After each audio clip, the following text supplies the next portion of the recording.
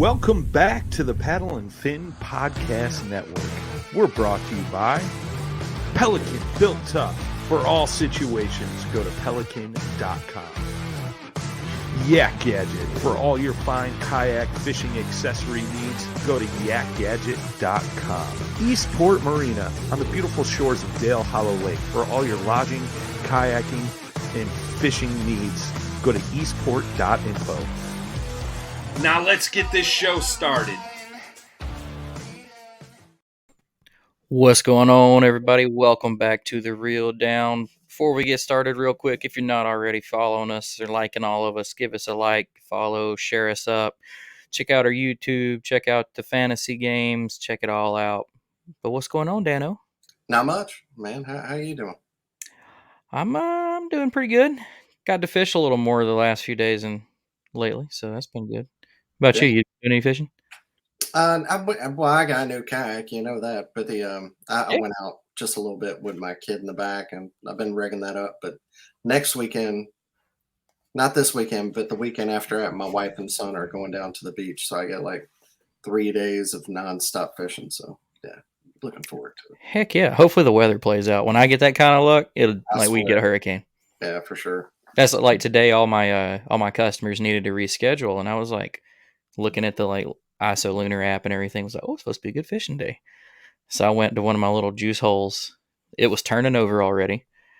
They said the wind was 6 to 9. It was at minimum like 20 coming straight out of the south. Like a paddle that normally takes me 20 minutes to get back to my truck, I made it in 4.5. I was moving I had to put stuff in my beard because I looked like I'd been in a blow dryer. Like it was hilarious. But fished the KBF on Gunnersville last week. I 100% think me and the guy who I fished with, he's got the footage of it. We probably could have at minimum top 5 that if we had caught all the fish that we had. I was straight frog fishing, and I guess because I quit fishing basically in August last year, I forgot how to do it. I could not keep a fish pinned, could not get the hook in their mouth. Took me I missed 6 fish, and then I finally figured it out, and then I hammered 3 in 5 minutes, and then that bite died. And then he ended up, it took him most of the day, but he ended up getting on a bed fishing bite and then started wearing him out, but ran out of time, But it's whatever. It's still fun frog fishing, Yeah. I love Gunnersville. I really wanted to fish it, but, family. I was at the Hobie the week before that, so I figured I'd take the weekend off. Yeah, it was different. We didn't pre-fish. I mean, maybe you could say we did 2 weeks before, but not really. We were just fishing. Yeah. We didn't even really know we were going to fish the event until the day before. So, yeah, it was all right though. It was pretty fun. But what kayak did you get? I know this, but I'm asking you for the listeners. A Hobie PA 14. I went with the 180. Just went straight durability. Well, we'll see. Maybe next year I have to have a new one every year for my shop, so maybe next year I'll get 360. But thought I'd go start off with the 180, and it's just good to be in them. Talk about kayaks and sell. Help sell kayaks for the shop and everything else. It's good to be in all of them for a while. So and it gives you can give potential customers firsthand basis on them. Yeah, and going from the big, I really loved the big water, and the reason I made the changes, I just wanted to put a motor on the back. The KFL stuff and things like that, I can use a motor, so I need something I can put a dang motor on. But I really loved the big water. It's not, I liked Old Town. It's not like I wanted to get rid of it, but this kayak is so much wider. It's huge. Whenever I saw it in the back of my truck and on my trailer, it's crazy how much wider it is compared to the big water. It's big difference. Yeah, and you're going to learn a whole new set of muscles pedaling. You don't whenever you're doing the stroke on a regular centrifugal pedal drive, how far the stroke is on a Mirage drive. You don't know to start out, you don't know how far to kick it before you hit it. You hit the end. You don't want to bang, bang, bang. So you got to know how far that stroke is. Oh, it's great too, because you'll start to learn that the more you use it, you can get lazy. So you get going with a few full strokes, and then you can kind of just do this and keep that pace. So I see videos of people all the time, and they're just I'm like, dude, it didn't take all that. You can just keep that speed and just barely touch that thing. That's the one thing that was cool with it when I had that PA-12, that loaner boat from the shop, is, dude, my legs would last all day in that thing. And I would wear out so fast in a centrifugal drive. I watched a video. Who was something Long, Mike Long, Matt Long. Oh man, I forget, somebody like that on YouTube today, and he literally just made the same change from a Predator to that, and that's exactly what he was saying. Was talking about how the he can just go further in a Mirage drive. So I'm excited about that too, because I get after it pretty hard. And Oh yeah, dude, you have no Yeah. You're gonna start covering like these like sick. You're not gonna need a motor. That's what I'm telling you. You're gonna be like, no, I covered 17 today, and I didn't break a sweat. Yeah. So we'll see. A little bit slower kayak, because that big water, it was. Yeah, your Old Town was fast as hell. Yeah, it was real fast. So we'll see. Well, all right. So we got a little bit of a different kind of show tonight. For everybody that keeps up with us and listens to the whole show, which we appreciate that, we do the tournament recap at the end. I noticed that a YouTube sensation that I am familiar with, sensation, sounded like a good word to use, finished real good in the Tennessee event. And, I've talked to him here and there just a little bit before and heard some good stuff from other people that's had him on and talked to him. So figured we'd do it. We've got Mr. Alex Rudd in the house. What's going on, dude?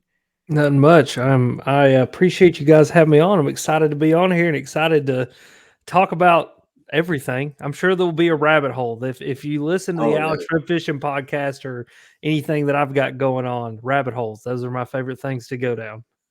Well, yeah. Well, with that being said, just because you mentioned it, tell us a little bit about yourself and tell everybody like your outlets, because you do a little bit of everything.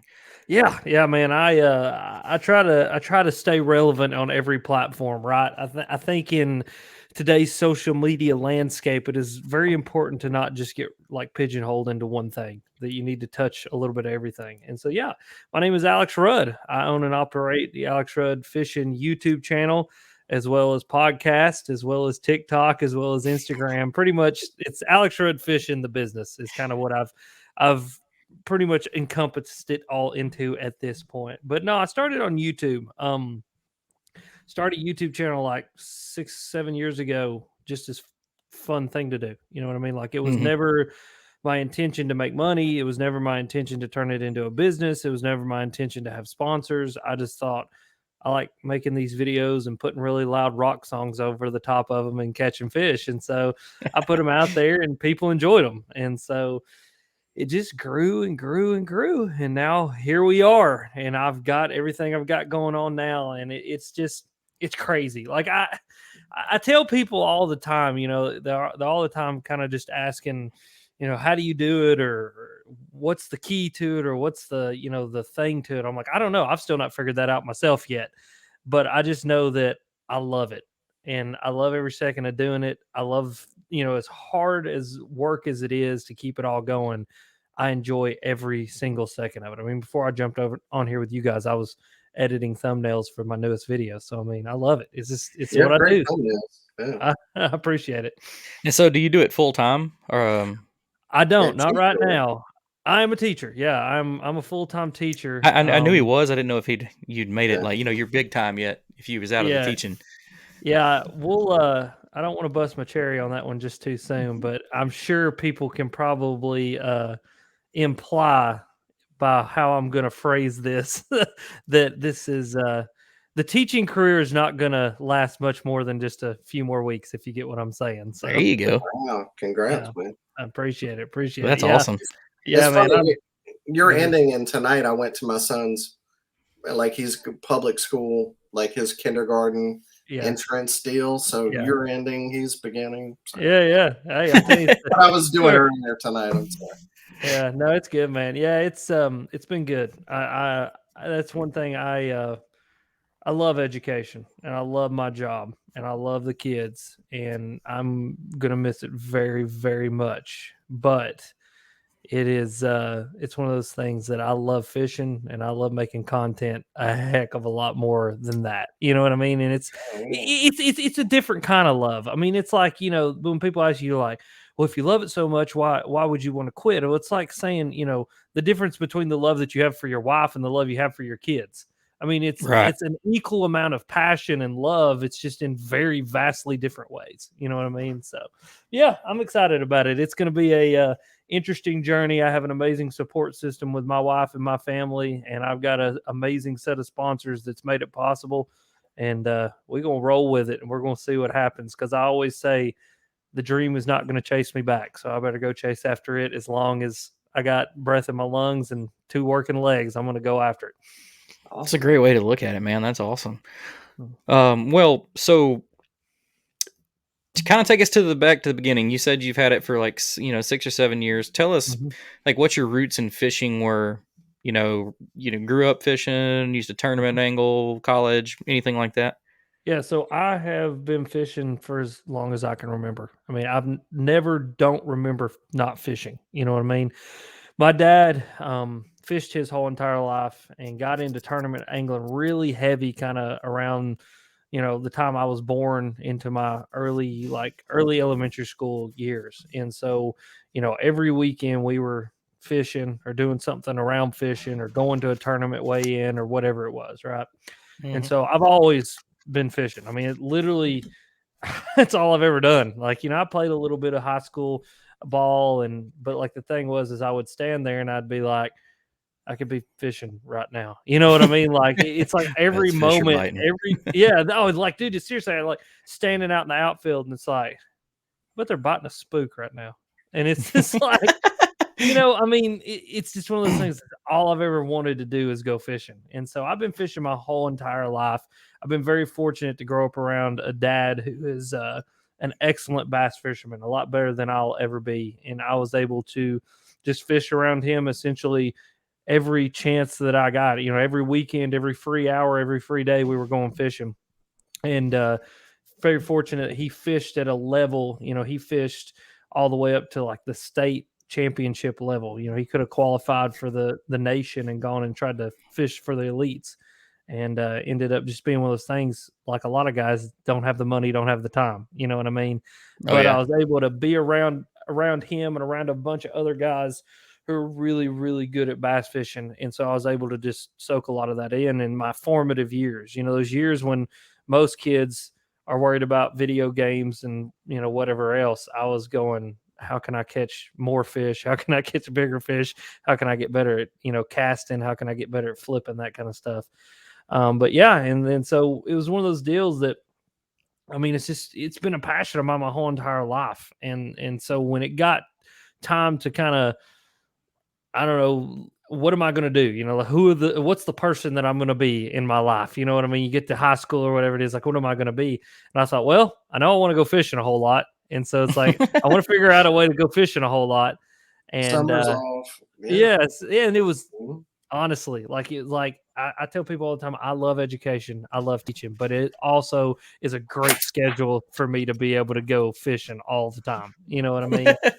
And so I was kind of a non-traditional student though in college. I actually worked for 6 years, 5 or 6 years, I can't really remember, at a hospital, at 2 separate hospitals. But I worked at a hospital. It's really kind of one of those weird situations. It's just like got really lucky.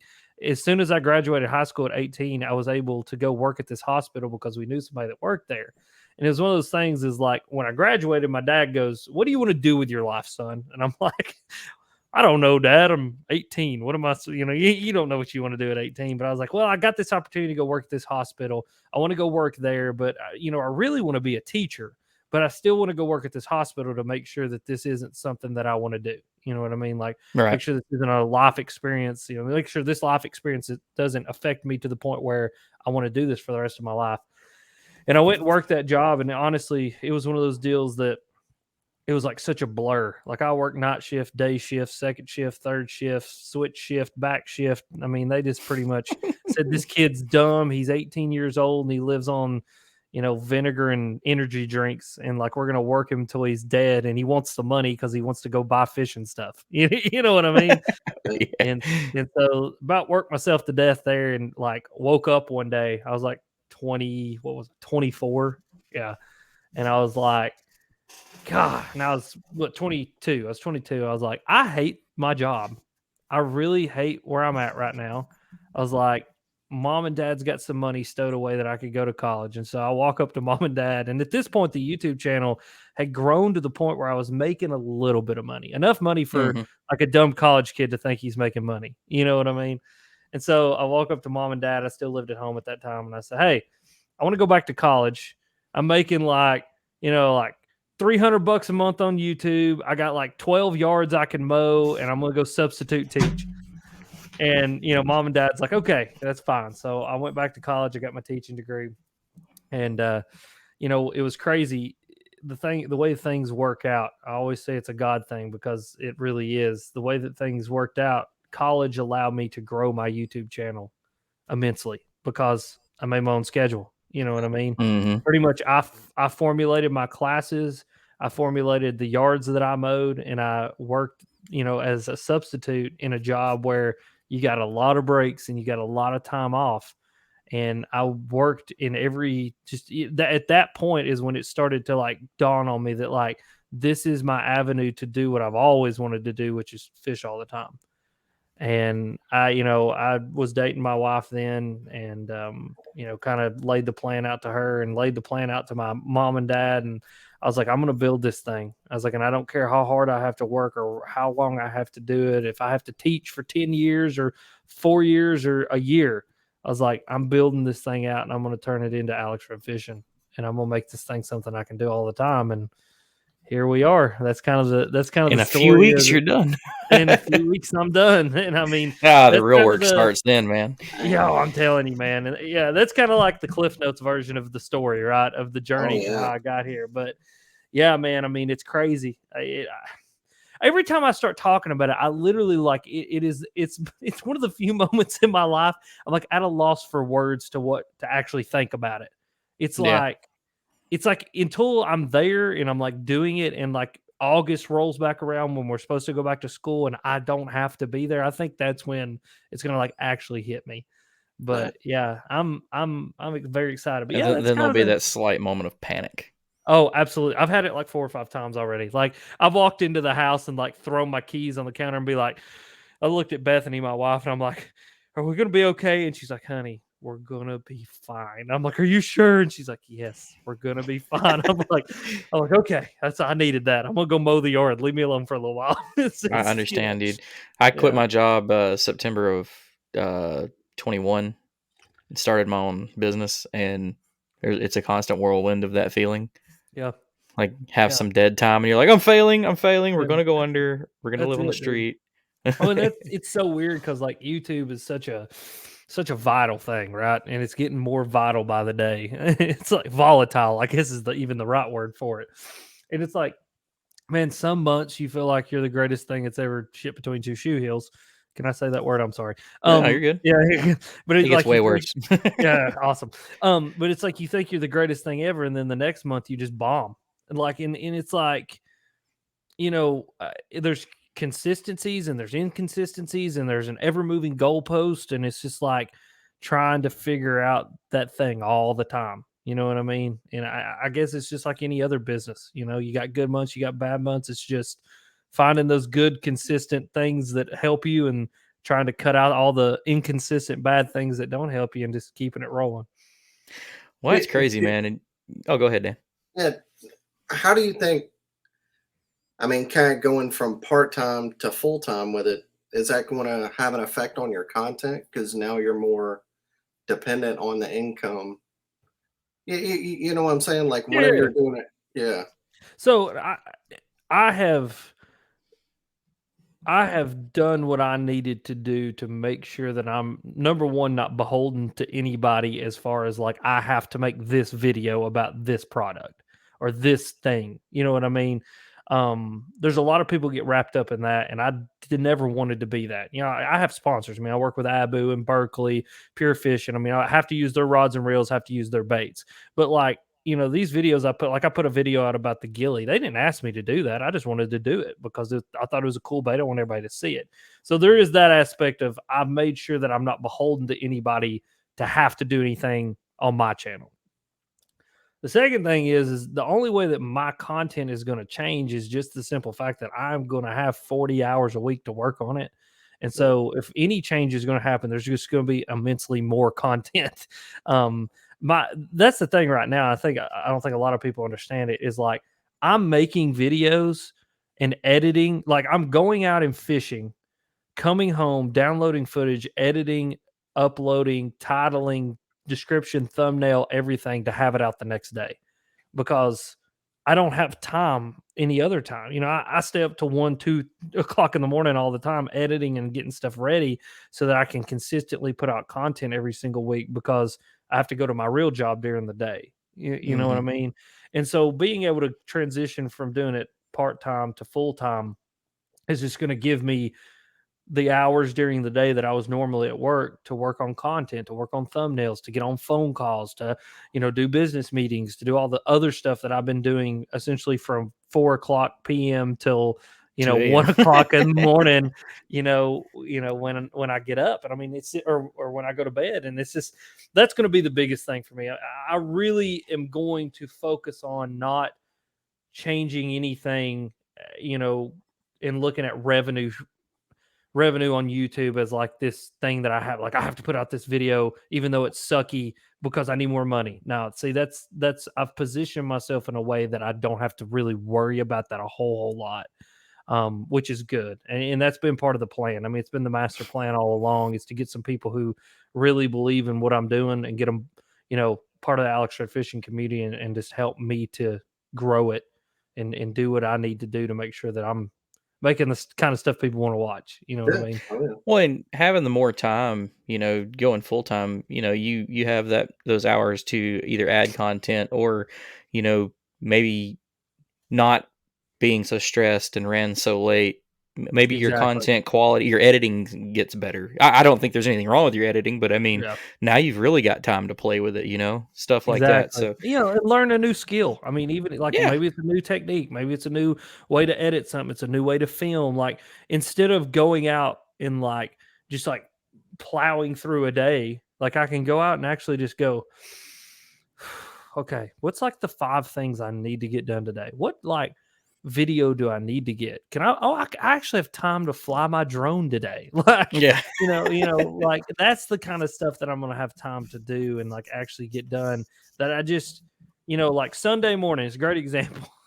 So Saturday morning, I get up at 4:30, go pick my buddy up. We go fishing until like 3, come home, cook dinner, hang out with them, watch a UFC fight, go to bed. Sunday morning, I get back up at 4:30, drive an hour to the lake, fish until 9 o'clock, load the boat back up, come home, take a shower, go to church, come back home, sit down, start editing the video from Saturday to be put out Sunday night. Unfortunately, don't get it done Sunday night. That's why the video was put out Monday night. Like that's weekends for me. You know what I mean? And like, I'm really tired of that. And that's one thing I think going full time is going to help me with too, is I'm going to have my weekends back and I'm going to have time to actually spend with my wife because God love Bethany. That's been a lot of people. What a woman. Oh, I am telling you, like people ask me, how do I do it? That's it. I have an incredible support system. Like Bethany wants this dream as bad as I want it. And she's analytical. She's the money girl. She's the, she's everything that I'm not. Like I'm big ideas, big dreams. Like I'm like, shoot it with a shotgun and like just see what sticks. It'll all pan out. Yeah, I just let it all pan out. Yeah, like let's just blow it up and let God sort them out later, kind of deal. You know what I mean? Where Bethany's like, wait, like let's actually think about this for a minute. And so yeah, Bethany is I'm telling you, she's my lifesaver. She's amazing. Like it really is. She's a hell of a woman, and I am more than grateful that she's my wife because if she wasn't, there ain't no telling where I'd be right now. Hats off to our women because there's a lot of good women behind a bunch of us. Oh yeah. I mean, mine helps me. Mine's helps me on like my work side of things since I run my own business. I always call her my personal assistant. She helps me with the podcast. She helps me do tournament directing stuff. She scores tournaments. Then we do my day job stuff. I'm sure Dan's wife, she helps you with a lot. She's like hides in the background a little bit more, but I think she's the only reason Dan's still here insane too. more or less. But so big grind, a lot of work, Yep. and we're going full time. But to bring us back to our little realm of the fishing world, tell us how you got into the kayak half. Some of us probably already know because we followed, because that's when I was still watching a lot of YouTube. That was when I had been watching your videos, but I kind of like got into your channel as you've kind of dabbled in our world. Yeah. So take us through that, how that came to be and how that ride started. Yeah, so I knew absolutely nothing about kayak fishing. Like nothing. Like when I say nothing, I mean truly I was like a blubbering idiot when it came to kayak fishing. Okay. And I met Gene Jensen, the fluke master, at ICAST or the Classic. I don't know. Me and Gene hit it off, right? Me and Gene, we started talking. Then I met Chad Hoover and we, hit it off and, kind of all became buddies. And both of them work with Bonafide. And so, they were like, hey, you got to get you a kayak, got to get you a kayak, got to get you a kayak. And I'm like, no, I don't. I think it's kind of just dumb. I was like, I don't want a kayak. I want a boat, blah, blah, blah, blah. They're like, no, you need to get a kayak. It's really cool. You're going to enjoy it. You're going to love it. We've got you hooked up with the people over at Bonafide. You're going to come down. They're going to let you make a kayak, and we're going to go kayak fishing. I'm like, all right, well, cool. So I went and did it. Went and made the kayak, got that green Bonafide was the first one I got, that SS127. And my first kayak trip ever was with Gene on a little lake here in East Tennessee. And we went to a lake that you literally can't put a boat into. Like it's either kayaks or, like little bitty john boat, like flat bottom john boats that you can carry in there, like very, very tiny. And it was like at that moment, it sparked something inside of me. And it's like, this thing I do. It's why I have an aluminum boat. It's because I like to explore. Like I like to go places where I know not very many people, if any people, ever have gone before. You know what I mean? And like it stemmed from when I was like a kid. I'd go crawl around in creeks and rivers and things, knee deep, flipping over rocks, looking for crawdads and salamanders and whatever else little creatures I could find.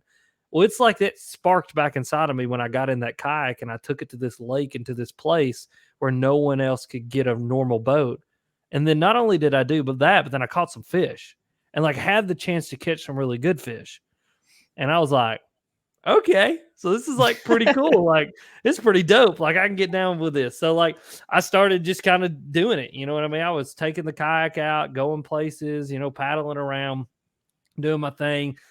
Fished my first kayak tournament ever in that kayak. And what was funny about that kayak tournament is it was a KBF event on Lake Nickajack. Oh. And so listen, I know nothing about kayak tournaments. Was that what was it? Who did it? FLW? Yes. KBF? Oh, okay. Yes. The FLW KBF. Ogden one. Stroking a chatterbait. Yeah. And it was something like John Cox ended up winning the FLW thing, like the boat deal. But anyway, so I go to this tournament and I know nothing about kayak tournament fishing. Like Chad Hoover reaches out and goes, hey, I'm going to cover your entry fee if you'll come down here and just film the whole tournament and just document your experience. And I'm like, dope. Sweet. I was like, sweet. I was like, so do I like get a live well for this thing, or like how do I keep my fish? And he's like, no, bro, you need a board. I was like, a board? What kind of board? Like a 2x4? Like, what are you talking about, a board? He's like, no, you gotta have like an official measuring device. And I was like a tape measure? And he's like, so then we went down that rabbit hole and got me a catch board and we started. I was like, so how do you know that these pictures are my pictures, not something? And then we got into identifiers, all that stuff. So I get all the little things that I need. I get all my fishing gear loaded up, get in my little SS127. And the plan was I was going to fish down this creek and then hit the main drag at the river and just drift down to a boat ramp and have my buddies pick me up. Well, I do that and I drift out, end up catching one fish the whole event. But the reason in saying all this is I drift out and get in this current and there's a dude in a kayak with a trolling motor on it, spot locked in the current, catching like 4-pound smallmouth. And I'm like, what the hell? I was like, that is not a kayak. You know, I was like, what is that? I got a like, paddle kayak that paddles poorly. Yeah. I mean, so here comes this other dude like coming back up towards me in like a Hobie Mirage drive against the current. I'm like, what is this shit?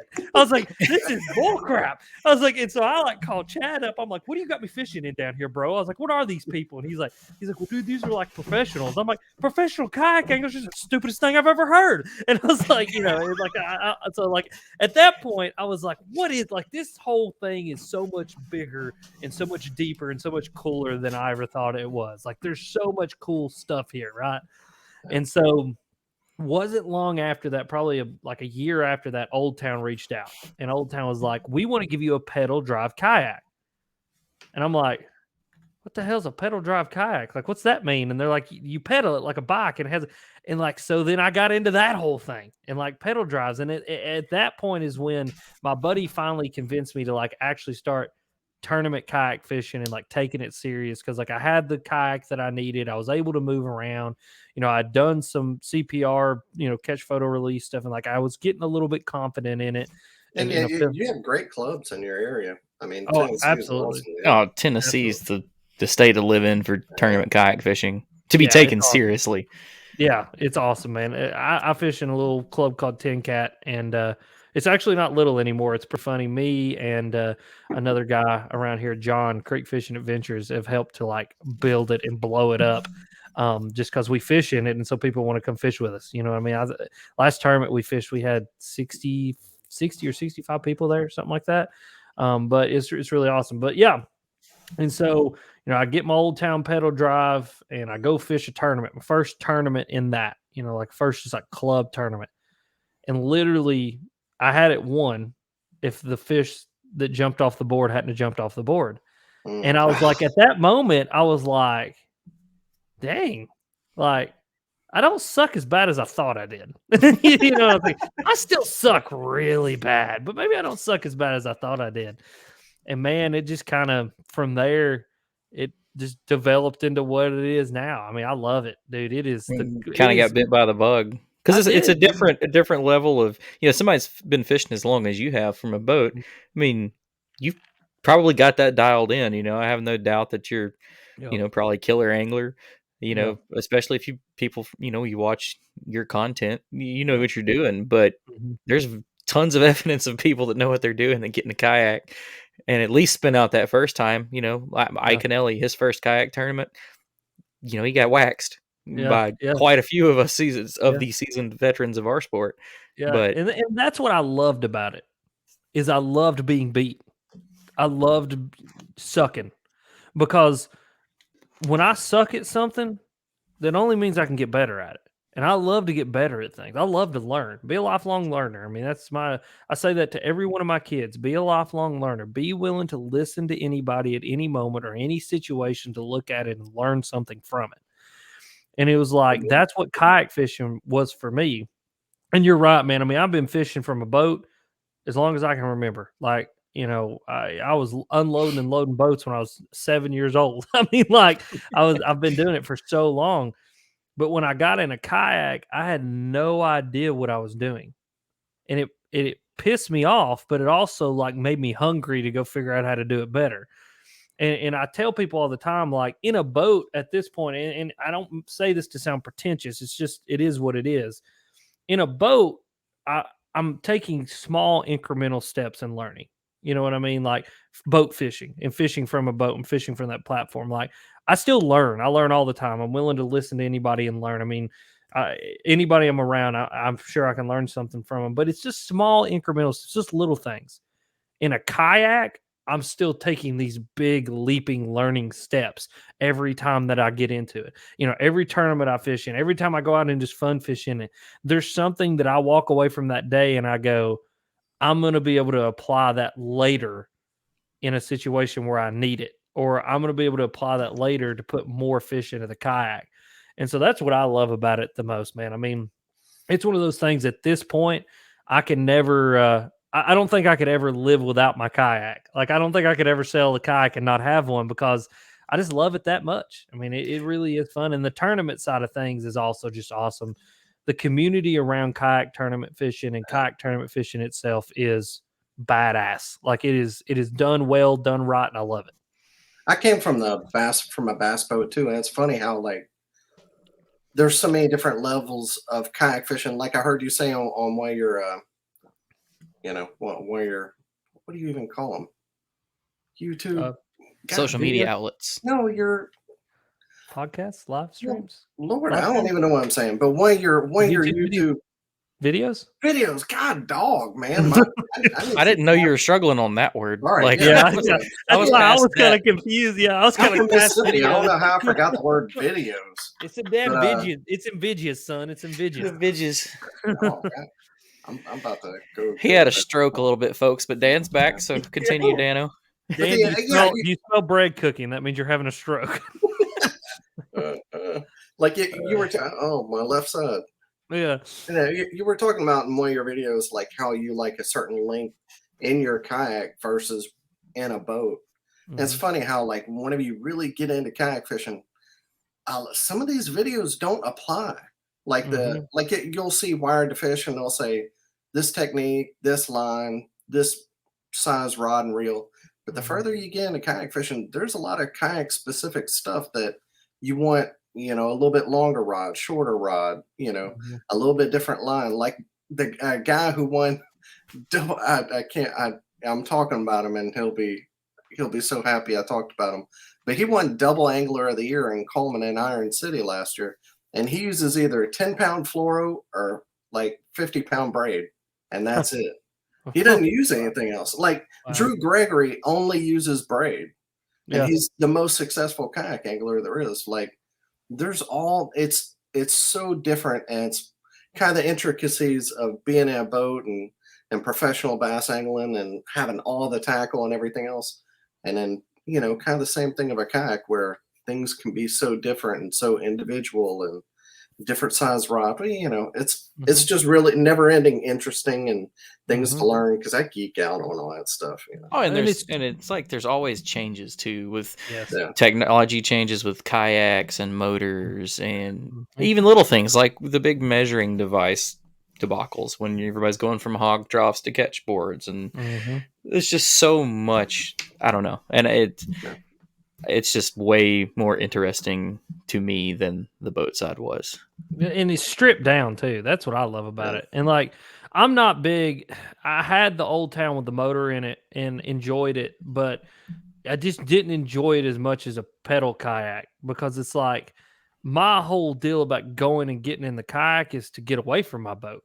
Like it's to get away from the technology, get away from gas and power consumption and electricity consumption and like going and taking 6 rods and reels and a bunch of baits and going and figuring it out. And that's kind of I don't even have a graph on my kayak yet. Like I've never had one on a kayak. I literally have one sitting out in the garage to be put on the kayak. And I've just not done it yet because it's not imperative to me. Like it's hilarious. In my most recent video I put out, I took my buddy kayak fishing for the first time. And there's a scene in the video where I literally take my rod and stick it down in the water to see how deep I am and then go back up and just start casting again. And it's because like, that's number one, how I like to fish even in my boat. Like there's days I don't even turn my graphs on. I mean, I went fishing Sunday.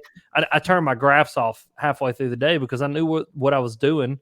They were in 2 foot of water and I was going to go catch them. So that's how I like to fish out of a bass boat. And kayak fishing is just like the next level of that. It's like just a more like hands-on, intimate is the best word that I can use for it. Like approach to just simplistic bank beating bass fishing, shallow water, smack them in the face kind of fishing. You know what I mean? I love it.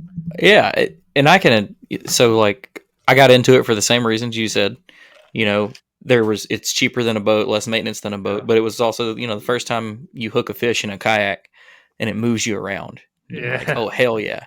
But I've been guilty. Like I've got 2 setups. I've got one out there, electric motor, 9-inch graph, probably do live scope next year, which like the way I load it on my trailer is I drive it on my trailer, just like you load a bass boat. And the other day, my buddy was messing with me. He was like, dude, just buy another boat, bass boat. Mhm. And I stopped and thought about it, and I was like, God, this is kind of just not what this was originally intended for. But Yeah. then I go around, like I got out today, and I've got a little bitty paddle kayak.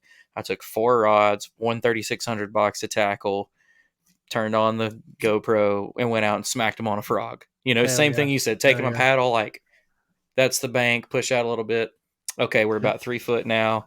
Yep. You know, and then I don't think I could ever not have one of the basics. Yeah. I really do think if I got rid of, you know, the manpower, no electronics thing, I would probably burn out on kayak fishing very quickly. Yeah. Yeah. Yeah. I like my Hobie. Like, I think that's like the in between, right? Like, it's got a lot of the modern amenities that I like. It's got rod tubes and plenty of storage, and I can stand up in it, and the seat's nice, and, you know, it's fairly quick, and it's got a lot of storage, but all at the same time, it's like, it's still a plastic boat. Right. It's like, and like, that's the, like, I want to, like, I'm starting a trend. Like, I'm trying to get it going. It's like, it's plastic boat fishing, plastic boat nation. Cause I mean, at the end of the day, it is a hunk of floating plastic, and like, to catch fish out of that thing, you got to be a little bit of a badass. I'm sorry. You just got to be. I mean, and to win a kayak tournament, I've only ever won You have to one. want it. Yeah. Yeah. I've only ever won one. And dude, like, it was one of those deals. I got up at 3:00 in the morning, got to the boat ramp at 5, and was on the water pedaling, and pedaled like 2.5 miles down the river with the current to get to this one spot where I knew they would be, to catch them and like paddle my ass all the way back. You know what I mean? And it was like, dude, I like, you got to really, really want this. You know what I mean? Like, you got to be willing to do those things nobody else will do, and go where nobody else will go. And like, it's awesome. It is a sense of, it's a sense of accomplishment just to get one in the boat for the first time. Like, just to land a fish in a kayak is a sense of accomplishment. You know what I mean?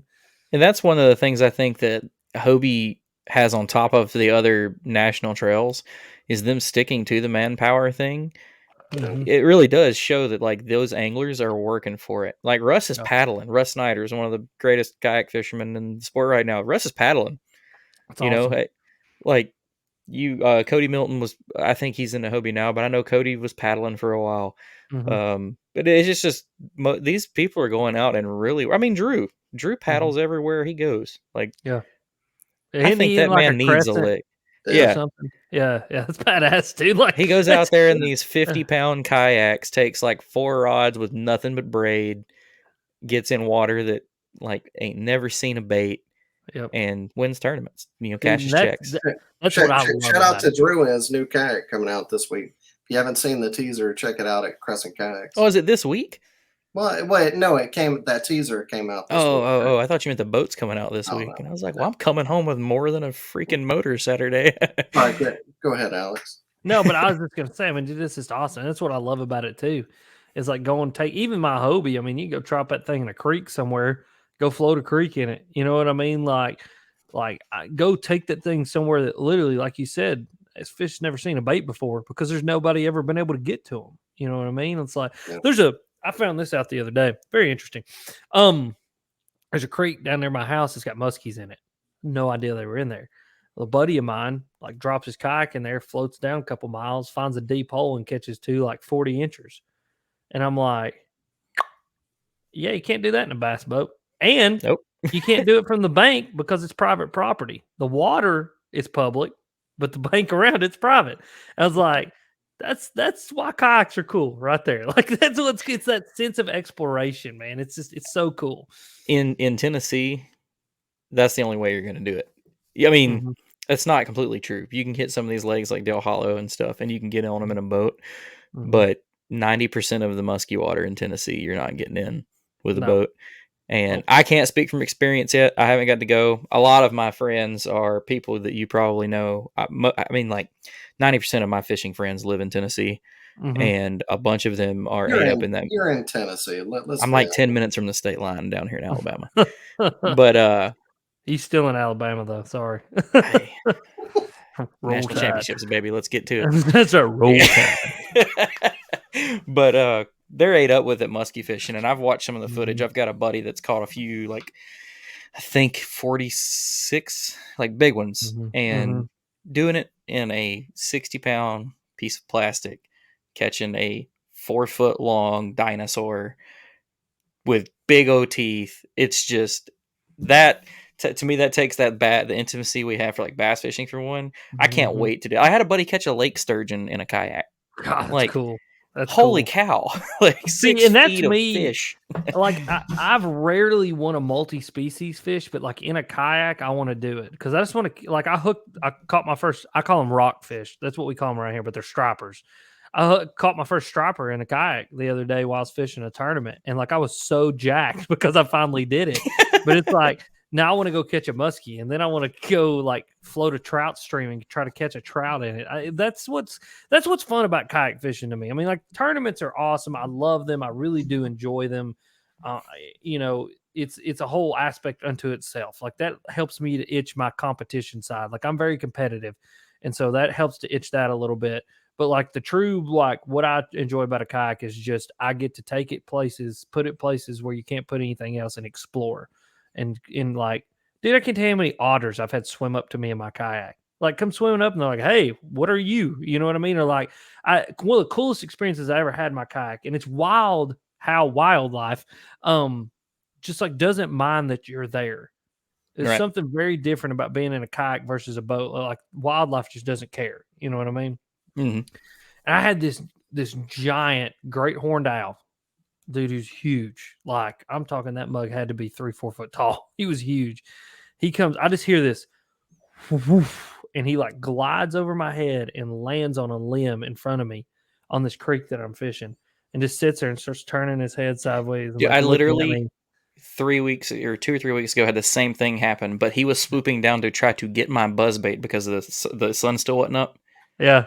And I seen him coming and was like, "Oh, it's a great horned owl. What's he do?" Oh my god! And I just stopped reeling, and it sank down. But he perched up just like you said. He was like 10 feet from me on a branch, and he was watching my swim jig dangling on the end of my kayak. He was just, I was like, "Dude, this dude's about to come in this thing with me." I'm like, you don't even care. Crazy, man. I mean, this is so cool. Like I've had deer. I was floating a river one time, and I'd never seen this before. And this was one of those like I called my dad afterwards. I was like, I got to ask if you ever seen this crap. Because my dad used to be a big deer hunter. And so he's pretty much been there, seen it all with deer. These deer had waded out into the middle of this river and were sticking their head completely under the water to eat the grass that was growing in the river. And so like these deer would submerge their entire head, grab a mouthful of it and come back up and like blow water out their nose and then stand there and start chewing that river grass. And I was like, I floated by them like 4 foot away from them, and they just watched me with this look on your face. Yeah, I'm like, never seen that before. And so like I float by them, and like it was just like that's the stuff, man. That's it. Like that's what I think is cool about kayak fishing. Like that is what has grabbed a hold of me and held me into it. Because at first, I'll be honest, I thought it was gonna be stupid. But then to just do it and be a part of the community and get to be around guys like you and see how big it is and how cool of an experience it can be, it was like, man, this is cool. Like this is something that I'm gonna do forever now. Like it just got added to my fishing repertoire of things that I'm gonna keep doing until I'm physically unable to do it. I hear you. I saw a bobcat one time. That's the coolest thing I've ever seen up on Pickwick. Yeah, those things. I've got badass too, man. It's not the greatest footage. I've had bald eagles swoop over. Like when I'm creek fishing, they'll come out of one of the trees, come down overhead, and then take off. I can never seem to have the camera pointed like perfect to really get it. Yeah. But I've paddled right up under trees they're nesting in and had the male come down and perch up and start. They do this weird little like chuckle. Yeah, and that's like a back the fuck up. like get away from here. Yeah, The first time you have an eagle get that close to you and you realize that's like a 4 foot tall bird with like 2-3 inch talons, you're like, no, you're right. That's your tree. I'm out. Yeah, but those eagles are awesome, dude. We were on Cherokee one time. We were like going down a wildlife rabbit hole here, but this is a cool story. We were on Cherokee one time, and the eagles were doing their mating ritual. And I don't know if you've ever seen it, but they call it the death. It's like the death drop or something like that. So these eagles would go up as high as higher than you could see them. They go out of sight, and all of a sudden you'd see them start dropping and they would interlock claws. And when they do that, they drop through the air and breed midair as they're dropping. And right before they would hit the water, they would split apart and fly back up. Literally sat down for 45 minutes and watched them. Me and my dad just sat That's how there. you know that human sex life is boring. I was about to say Exactly. the same way me and my Yeah. wife do it. Yeah, I mean, as soon as I Straight saw from the that, second floor. yeah, as soon as I saw that, first thing popped in my mind was Motley Crue, skydive naked from an airplane. Yeah. Hell, you just added a whole new element to skydive That's naked right. from an airplane. Well, here, Oh, man. So, in your honor, since we're having you on the show, we have to do a quick overrated, underrated. Yes. We'll see about these categories because I've listened to most of your podcasts, the Yeah. live streams. I haven't listened to all of them, but hopefully I'm not overdoing some. Mm. Doing some you've done before. So first, Alex, we'll give you the you can go first. Olive Garden, overrated or underrated? Oh man. I'm gonna go slightly underrated. Oh, okay. And let me tell you why. There's a little secret at Olive Garden that if you order online and you order kids meals, you can order 2 kids meals for the price of 1 regular meal. And they will give you 3 breadsticks for each kid meal that you order. So if you order 2 kids meals, it's the same portion as a normal meal for less money, and you get 6 breadsticks instead of 3. So I'm going to go just for that That's simple a fact. pro tip. Good That's Lord. better than any fish and juice we've ever got on this No, show. the hell with that. We're gonna go restaurant information from here on out. Yeah. So yeah, I'm I was cutting going this to say little clip out of this overrated. show. Yeah. I was going to say overrated, but now I say it's underrated. there you Well, go, I was man. gonna So- say Changed I was my gonna mind. say underrated because salads and breadsticks, Yeah. but Yeah. you took that to a way better level. Dude, let me tell you, this boy knows how to eat. Okay, like if there's one certainty in life, I can catch a couple fish and I can eat, and I eat a lot better than I catch fish. There we go. All right. So number 2, and it's that time of year, swim jigs. Ooh, swim jig. Overrated and underrated. I'm going to go highly underrated for the versatility of the bait, especially when you're fishing a really good swim jig, because a good swim jig can act as a flipping jig, as a pitching jig, as a skipping jig, as all kinds of different things. And I think the underestimation of the power of a white jig in general, excuse me, which a swim jig normally is some sort of shad pattern, but the underestimation of a white jig in general is great in a lot of anglers. And I think that if a lot more people would pick up a white jig and flip it and swim it and hop it and bop it and do all the things the swim jig does, you'd be surprised what happens. I always wonder why more brands don't make flipping jigs or arky jigs that are white because I don't either. There's just a couple out there. Berkeley, fortunately, made a white flipping jig when they come up with their jigs, which I was like, huh. Whoever whoever was actually like on the back end of making those skirt and head combinations, I was like, they know the juice. I was like, Yeah, they're on it. Yeah, it's like they're on it. I was like, for real. I saw Scott Canterbury on one of his maybe Instagram or Facebook, but he had a pink swim jig, and it's like that's a good idea. Yeah, never done that. Pink's another color I've experimented with a lot. It's very situational, but when you get in the situation, wow, like pink does make a difference in some scenarios. It's really strange. Like It is. it's crazy. Like it's like, I don't know. It's like, I don't want to give too much, but I also don't want to give any misleading information either, that it's like all powerful. But like I've seen in certain situations where if you don't have a little bit of pink or a whole lot of pink, you're not going to get bit. And it's usually late summer, like fish that are primarily eating bluegills. I don't know what happened to the bluegills or what happens to a bass's, like how they perceive it, but like pink is like the juice. It is. That's my experience. Jimmy swim jigs?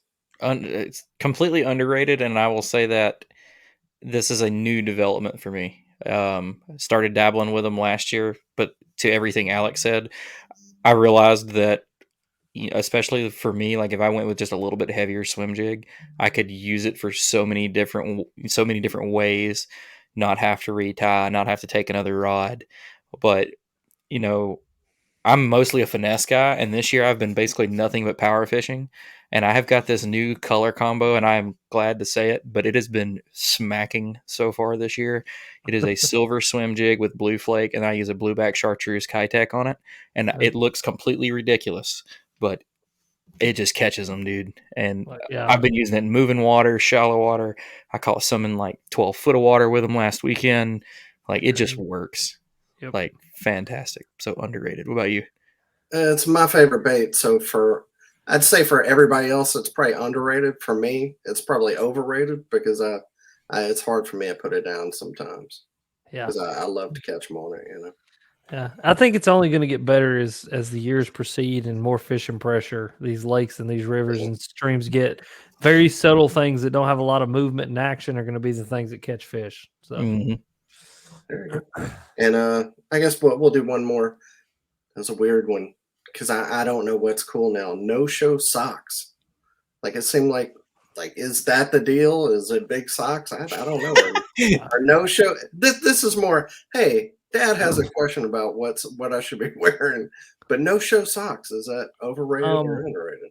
Well, I'll preface this entire thing by saying that if it is above 70 degrees outside, hell, if it's above 60 degrees outside, I got Chacos on. I'm a Chaco man. Okay. Like I got on them Jesus 2.0s and like I'm rocking them. Okay. If it is below 60 degrees outside, I'm normally like in either like those Sanuk sandals with a pair of wool socks on, or like a pair of fur-lined Crocs with wool socks on. Like, dude, I was about to say Crocs and socks, bro. Yeah, Crocs and socks. Yeah, I'm not a big shoe guy. Like, here's the deal. I love shoes. I'm into sneakers. I think sneakers are awesome. The problem is they're just way too expensive. And so like it was one of those things that I was like, I just have to just not even dabble in this because it's going to be a waste of my money that I could spend on fishing. So there's a lot of other things like sneakers that I'm into because I mean I'm 43. I grew up. I was in middle school whenever pumps and Jordan 4s and 5s and all the cool shoes came out. So I mean, if I had a bunch of extra money, but I spend all my damn money on fishing. I don't even buy new clothes, you know. I'm definitely not getting fancy shoes. Oh yeah. I think we could all agree that they're overrated. Like, I feel like a long sock in a sock situation, a long sock. I mean, like, you wear skate shoes, you can get away with like a shin length black sock. Yeah. I just feel like the no shows are just leaving a lot of room for disaster. I'm also the guy who like just doesn't give a crap. Like I have I don't know what my style is. My style is bad. Like I'm always out of style, but it's also kind of it's like I'm always out of style, but it's also kind of dope. Like I don't know what it is. You know what I mean? Like I'm the dude who wears camo board shorts with a hoodie and a pair of Chacos and a flat bill. Like I don't know what I am. I'm just the guy. You know what I mean? I'm the guy that it was the closest thing to me when I got up this morning. Exactly. My goal is to just not look bad. Like I don't care. I just don't want to embarrass my wife. No, see, that's the opposite for me. That's exactly what I'm gonna do. Oh yeah. Because like I'll come out and I won't realize I've put on like a gray shirt and a different shade of gray whatever shorts. Mm-hmm. She's like, those colors match. That's the same color. You got to go change. I'm like, what? So now it's just like, I don't care. Like, I'll go with the American flag tank top and hot pink shorts. Like, I'm okay with that. Yep. I have literally gotten my clothes down. I don't suggest this to anyone. I've gotten my clothes down to a few colors. Everything in my wardrobe is either white, black, gray, like tan, brown, khaki, something in there, or blue.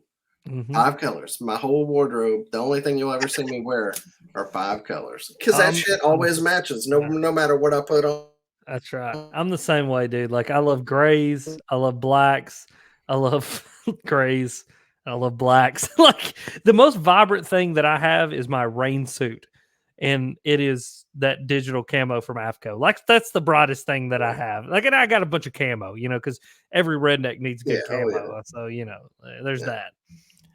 Well, before we get closed out the whole way here, what our show normally is, if you you're not familiar with it, or for anybody listening that's not, we do tournament recap on the Reel Down. So, give us a rundown of that event. It was the Tin Cat event on, was it Old Hickory or was it Cherokee? It's Cherokee. Yeah. So give us just you ended up in third in that event. Mhm. Caught some good fish. Mhm. Didn't get beat out by too much. You did get Mhm. beat by a couple of those Tennessee Hammers, though. I see these Mhm. names quite a bit. Joby But Berry, that yep. boy is a thorn in my side. God bless him. But give us a little bit of a rundown of Cherokee and just take us a little bit through that event and how that went for you. Yeah. So it was a good event. I enjoyed it. Honestly, it was one of those that I was like, I was looking forward to fishing, but I wasn't looking forward to the event because in my head I kind of already beat myself. You know what I mean? I was like, Right. it's gonna be tough. But I went up there with no practice. So let's back up a little bit. 2 weeks before that, I'd won a tournament up there in a boat, and that was my first bass boat tournament in over 15 years. And so we won up there, and so I kind of had a little confidence, like, hey, I know what's going on, but we've also had like 2 weeks of insane weather here, so I have no idea where these fish are at since the last time I was up here. So I went up there with kind of no game plan, just showed up, took a top water, took a spinnerbait, took a bunch of stuff that looked like shad because I figured there should be a little bit of a shad spawn, should be some fish spawning. Got there earlier before everybody got there. Literally put in at the ramp where the check-in was at and didn't even realize it. And go paddling up to just a big main lake point, and started out with a Berkeley Jaywalker and ended up catching a white bass and then a walleye. Caught a walleye Yeah, I on saw top that water. walleye on top water. It's That was great. crazy. And then ended up catching that rockfish. And I really, in my mind, I was like, damn, like I was planning on catching 5 big smallmouth and largemouth on this topwater and just like having it done by 9 o'clock. You know what I mean? And it didn't Wouldn't happen. that be nice? Yeah, wouldn't that be nice? Well, and that was kind of my deal. In the video, I say this tournament's going to be won by 9 o'clock because the way that lake fishes, when those fish start getting in that kind of weird funk where some of them are pre-spawn, some are spawn, and some are post-spawn. It's like this weird deal where they're going to eat from the time the sun cracks the horizon until about 9:30, and then it's over with. And like you might be able to pick up a bite here or a bite there, but it's going to get really, really tough if you're not able to pick up and run to go find like some spawning fish in the back of a pocket. And so the area of the lake I was in a kayak, I didn't have that ability to go run to the back of a spawning flat or a spawning pocket. Like I had to get it done on that point in the morning. So I fished around that point, and like I literally fished one point all day long. Like I just went back and forth. It Jesus. was yeah. I mean, it was like back and forth and back and forth and back and forth. I went to a couple other spots just to see if I could get a bite. But I worked my way down there. Don't get the bass on the top water that I want. But like in the back of my head, something's like screaming, pick up a spinnerbait, pick up a spinnerbait, pick up a spinnerbait. They're going to be eating a spinnerbait, Alex. Like pick it up. It's like one of those instinctual moments, like we're listening to the voice inside your head. First cast on a spinnerbait, I catch like a 15-inch largemouth. The very next cast on the spinnerbait, I catch a 20-inch smallmouth. Fourth cast after that, I catch a 18 and a quarter, 18 something inch smallmouth. Then like I fish for 10 more minutes, catch another 18-inch smallmouth. I mean, like caught all 5 of my fish. I caught my last fish at 8:45, and then did not get a single bite after that all day long. And that was it. And the other dudes, I think Joby, the guy who won and beat me, Joby, he said that he is the same deal for him, except for at the very end of the day, he flipped it on a tree and caught like a 19 and a quarter largemouth. And he said she was skinny as a rail, completely spawned out. And that was the one that pushed him into first, knocked me down to third. And then a guy that came in second, I forgot how he said he caught Brandon him. But Tomlinson, yeah. yeah, he said it was very similar. It was one of those deals that like he had all of his bites in the morning and got like one bite right at the end of the day. And I just didn't run into that one last big bite. You know what I mean? So it was good. I mean, dude, I had so much fun. Like I love catching them on a spinnerbait. So when I caught that 20-incher on that spinnerbait, like I was jacked the rest of the day. Like I didn't care if I came in 3rd or 10th. I was like, I caught 5 big old fish on a spinnerbait. I can't be pissed off at that. So No, man. And that That club has some great trophies too. really. Yeah, I got the little Black, plaque yeah. back there. It's That's pretty awesome. cool. Like they, I wasn't expecting that. Like it was pretty cool to get a little plaque to put with my thing. I got one of those blue tin cat trophies. I was very lucky to win. I've got the jig and the spinnerbait I fished with Jimmy Houston laying back there, and I got my little third place plaque for fishing in that tournament. So yeah, it's my little That's awesome. memorabilia wall back there. Starting a trophy room. That's right. That's right. Well, with That is that kinda- being said, do Yeah. you think that there's like more kayak tournaments or bigger kayak tournaments on the horizon for you? Oh yeah, I have signed up for the Hobie BOS Open on Chick. So that's I've got Cool. a 10 cat in May on Chickamauga, and then I've got the Hobie BOS Open the first week of June on Chickamauga. So those are the next two. Man, you on know the that the list. Tennessee Bass Nation is on Chick next weekend. Is it? Not this weekend, but next weekend. Oh Lord have Kayak, mercy. See, yeah. yeah. Is the Wait, no. I'm wrong. Tennessee Bass Nation's on Gunnersville. Chick is the Yeah. event after that, and that's Gotcha. TVK. Gotcha. But yeah. Gotcha. I had no idea. No, I didn't know that. I see. That's my biggest problem. Is I have so many irons in the fire. It's hard for me to keep up with like. Well, especially in your state. Yeah. Yeah, there's a lot goes on, man. There's so many like clubs and little events, and like I kind of get confused on what all it is. You know what I mean? Like I got a buddy who, Eric Romans, he's like who helped me to like get into kayak fishing more than what I was, and like helped me to kind of like figure out all the little details of crap that I needed. You know what I mean? But like he's the one I'm texting him like, hey dude, what is this? And he's like, oh, that's these people in this event. And like you sign up for it this way. And I'm like, oh, okay. Like I'm still kind of clueless when it comes to that. Like it's pretty funny. I'm fishing with my buddy Bailey Egbert Yeah. that just won the Hobie down on Eufaula. I'm actually gonna be staying with him and fishing with him on Chick. And Nice. I've texted him like 20 times about things about the tournament. I'm like, something. He's like, dude, how do you not know this? And I was like, bro, you got to remember, I've only owned a kayak for like 2 years. I was like, I'm still lost as last year's Easter still egg in a lot of green. ways. Yeah, I'm still Watch, green. watch out. He chooses bad campgrounds. He was at a bad one on Eufaula. Yeah, He couldn't leave his campground till 7 a.m. He had to park on the outside of it and then walk out of the campground. How What kind of crazy bullshit is is that? that? that's Oh, bull crap. no. Yeah, I got an Airbnb with him. I was like, Oh, listen, if we doing it, I was like, we're We going to doing it get a right. nice Airbnb with a shower and a shitter. I was like, I don't do camping. All right. Like my idea of roughing it is a Hilton. Like, like we gonna get that straight. Okay. Well, he's got a little more money nowadays. Yeah. Oh yeah. That's what I told him. He was like, he texted me today. He was like, hey, can you Venmo me that half of your half for the Airbnb? I almost texted him back. But listen here, $10,000. Okay, like how would you pay? I think you got this one. Yeah, I think you got this one, punk. You owe me a steak dinner. But no, yeah, man, I love Bailey. Bailey's also been a big help in my kayak fishing world. Being able to text him and ask him random questions. You know what I mean? Because Yeah. I'm still learning. But yep, so that's my next big one. I'm very excited about it. I mean, I really I think, every event you fish, you go, I can do good in it. But that is definitely one of those that if it all works out, how it going in my head, which it never works out that way, it's going to be number one, an interesting event for everybody because that is one tough ass lake. Yeah. She either produces 40-pound bags, 5-pound bags, or you don't catch a fish at all. I mean, like it is Yeah. a very tough lake to fish.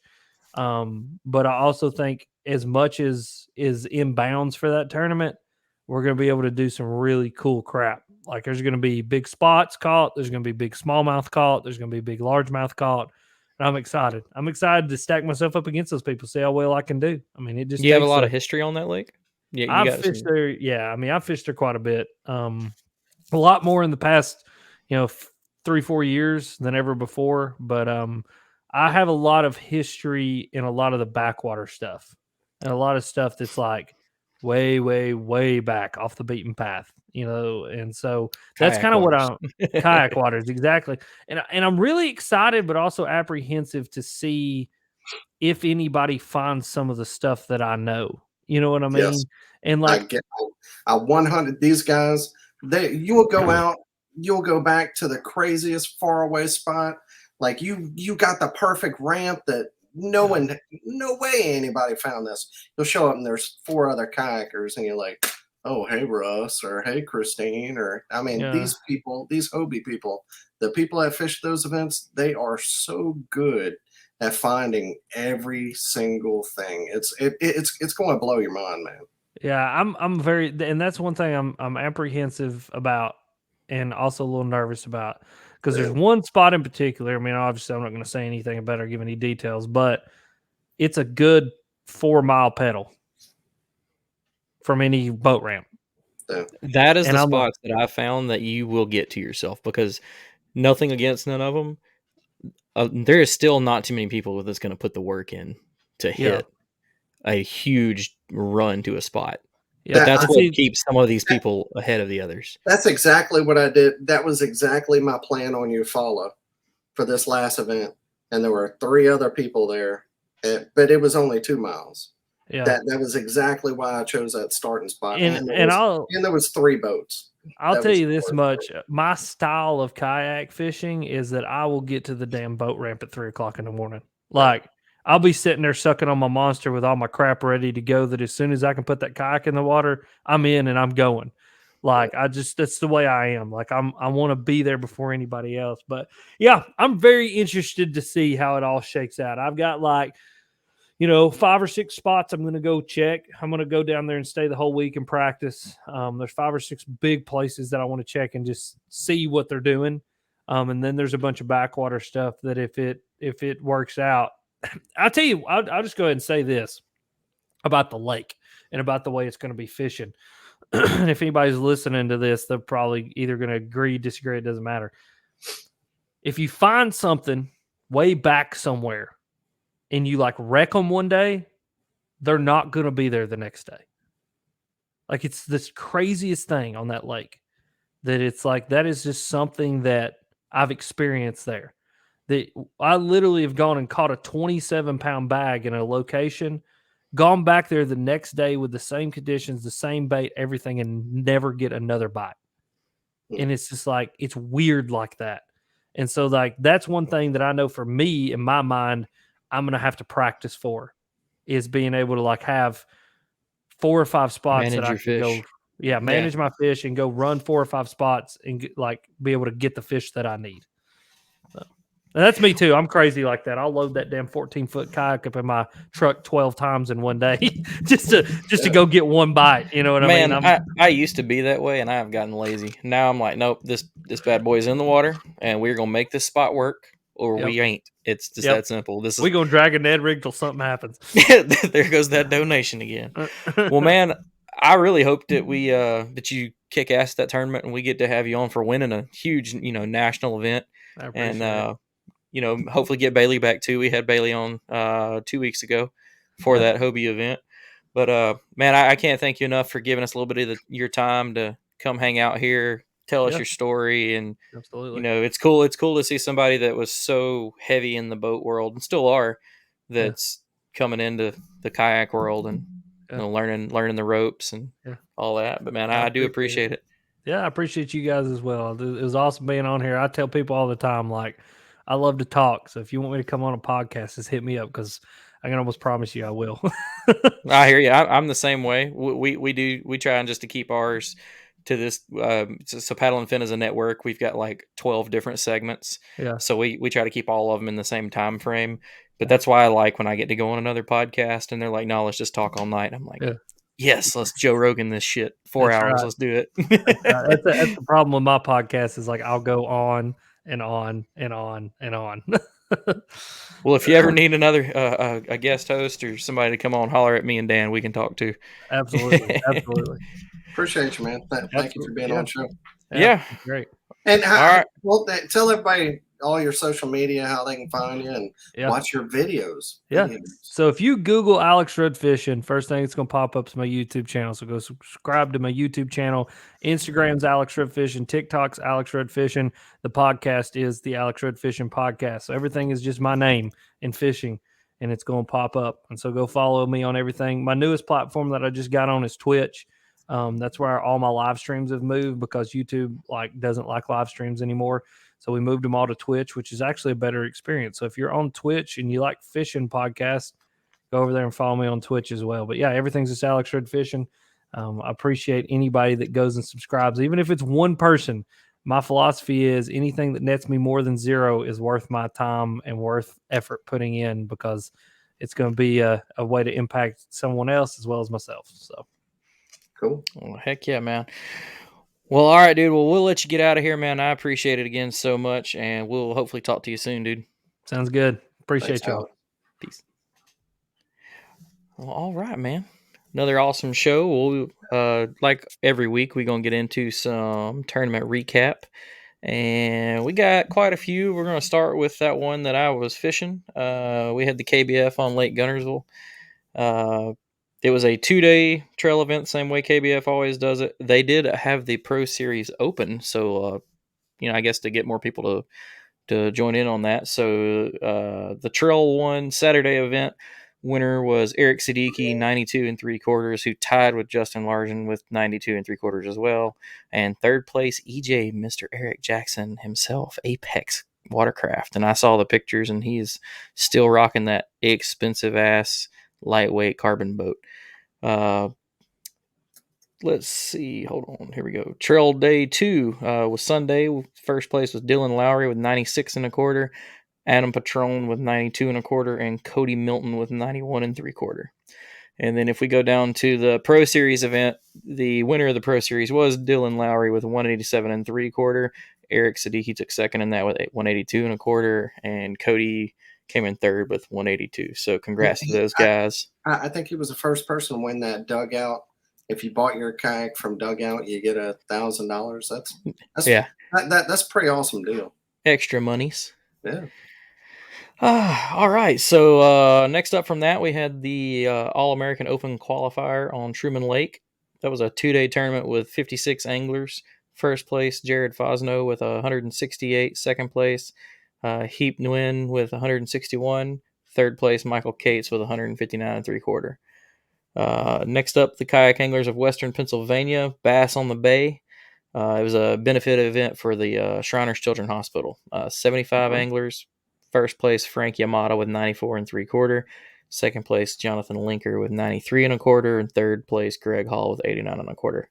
That's some really good numbers for up there, too. Yeah. I wonder if that was all smallmouth. Might have to make the wife start getting me some pictures of these fish, too. Here's you some more work, honey. Next up, we got the New York Kayak Bass Fishing Charity Tournament on Hanoi Lake. This was a benefit for the Tristan Foundation, which is a local suicide prevention charity. 64 anglers. First place, Bailey Agbritt with 82 1/2. He's knocking them down. Second place, Paul Donovan with 81. Third place, Jake Moulton with 80 3/4. Next up was the American Cancer Society's third annual Kayaking for a Cure. This was here in Alabama. This was all public waters north of Highway 80.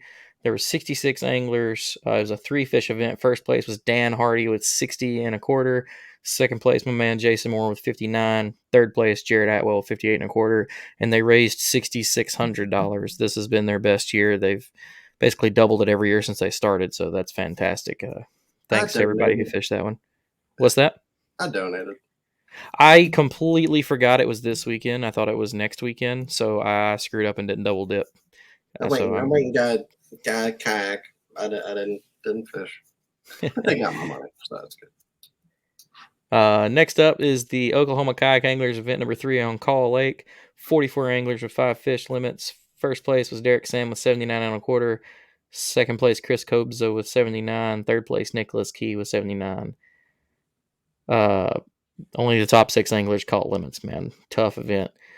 The Sticks 2022 Nebraska Kayak Series Capital City Clash in Lincoln, Nebraska had 12 lakes eligible, 39 anglers, 5 fish limit. First place, Chung Pham with 82 1/4. Second place, Kevin Workman with 78 1/4. Third place, Kyle Christensen with 78 inches. Next up, we have the Southern Nevada Kayak Anglers Slay Nation event. 48 anglers. First place, Adam McCluskey with 83. Second place, Caden Robles with 82 1/4. Third place, Dan Valesky with 82 82 3/4, and Valesky with 82 1/4. Just a few more. Kayak fishing Utah Bass Tour event number 1 at Sand Hollow Reservoir was a joint event with the Nevada Kayak Anglers Slay Nation event. So 77 anglers. First place, Adam McCluskey with 83 inches. Second place, Valesky with 82. Third place, Jason Conley with 81.5.